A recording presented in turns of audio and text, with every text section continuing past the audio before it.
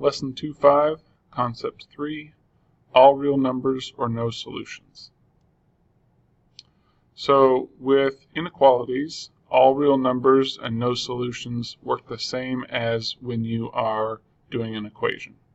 All right, if the variables from both sides of the equations are eliminated, so I subtract x from both sides,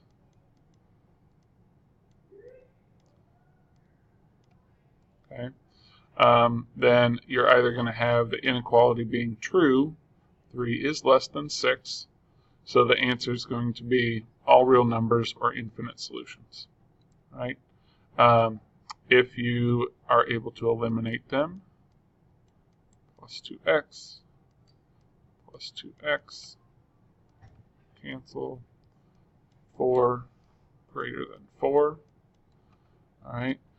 If you're able to eliminate your variables and the inequality you're left with is not true, then the answer is going to be no solutions. Right. So I have all real numbers and no solutions.